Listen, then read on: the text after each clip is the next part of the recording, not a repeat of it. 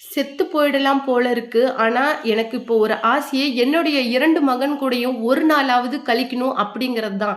அப்படின்னு சொல்லிட்டு, அது மட்டும் இல்லாம இது நாள் வரைக்குமே என்னுடைய பெத்த பசங்களையே என்ன பார்க்க விடாம தடுத்த கொடுமைக்காரிங்க தான் என்னுடைய மனைவி மற்றும் அவருடைய குடும்பத்தினர் அப்படின்னு சொல்லிட்டு, மனைவி குடும்பத்தினர் மேல விமர்சனங்கள அடுக்கடுக்கா குடுத்திருக்காரு நடிகர் ஜெயம் ரவி.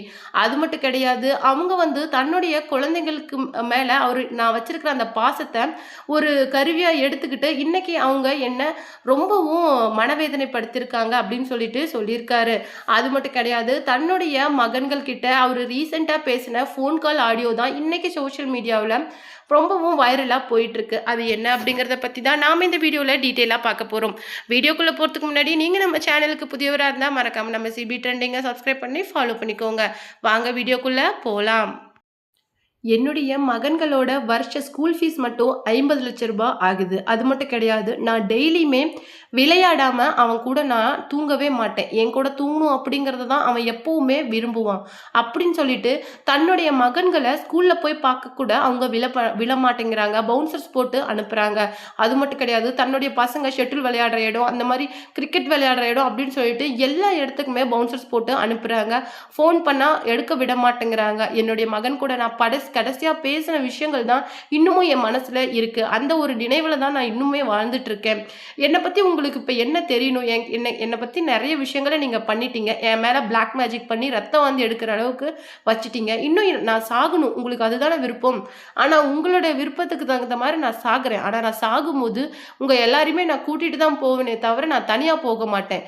அது மட்டும் இல்லாம உங்க குடும்பத்தை சேர்ந்த பலரே என்கிட்ட வந்து உங்களை பத்தின எவிடன்ஸை கொடுத்துட்டு இருக்காங்க. சரியான நேரத்துல நான் இந்த மொத்த எவிடன்ஸையும் நான் கோர்ட்ல சப்மிட் பண்ணாத விட மாட்டேன்.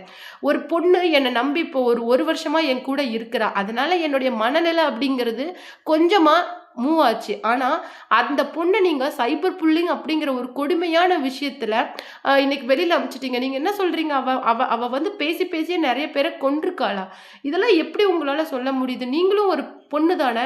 இன்னொரு பொண்ணு மேல இப்படி நம்பிக்கை இல்லாத இந்த குற்றச்சாட்டுகளை வைக்கிறதுக்கு உங்களுக்கு எப்படி மனசு வருது அப்படிங்கிற மாதிரி சொல்லியிருக்காங்க. கடைசியா டிக்டாக் படத்துல தன்னுடைய மகன் கூட அவரு நடிச்சது மட்டும்தான் அவருடைய முழு நினைவுலையும் இருக்குதான். அது மட்டும் கிடையாது. என்னுடைய மகன் கூட நான் இத்தனை வருஷமா வாழ்ந்த வாழ்க்கையில அவன் பேசின சின்ன சின்ன விஷயங்கள் தான் என்னுடைய ஞாபகத்துல இருக்கு. இந்த 14 வருஷம் நான் வந்து அவங்க கூட வாழ்ந்திருக்கணுங்கிற அவசியமே கிடையாது. எப்ப இந்த வாழ்க்கை எனக்கு பிடிக்கலையோ நான் அப்பவே தூக்கி எறிஞ்சிட்டு வந்திருக்கலாம். ஆனா என்னுடைய 2 மகன்களை பார்க்காம எனக்கு உண்மையிலேயே தூக்கம் வராது. அவங்க கூட பேசாம விளையாடாம என்னால இருக்க முடியாது அப்படிங்கிற ஒரே விஷயத்த யூஸ் பண்ணி என்னை இவ்வளவு நாள் வந்து பகடக்காயா ஆர்த்தி ரவியோட ஃபேமிலி யூஸ் பண்ணிட்டு இருந்திருக்கிறாங்க.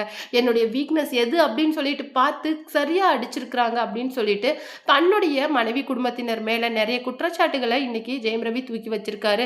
அதுக்கு நிறைய எதிர் விமர்சனங்கள் இன்னைக்கு இணையதளங்கள்ல போயிட்டு இருக்கு. அதுக்கு என்ன சொல்றாங்க அப்படின்னு சொல்லிட்டு பாத்தீங்கன்னா, அழாதீங்க, கண்டிப்பா லைஃப் அப்படிங்கிறது இப்படியே இருக்காது, நிறைய சேஞ்ச் ஆகும்.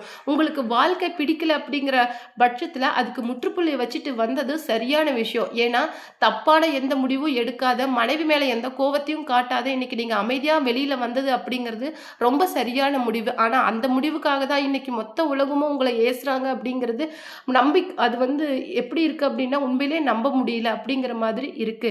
கண்டிப்பா கவலைப்படாதீங்க Jayam Ravi, life will change அப்படின்னு சொல்லிட்டு நிறைய பேர் ஆக்டர் ஜெயம் ரவிக்கு ஆதரவா பேசிட்டு இருக்காங்க.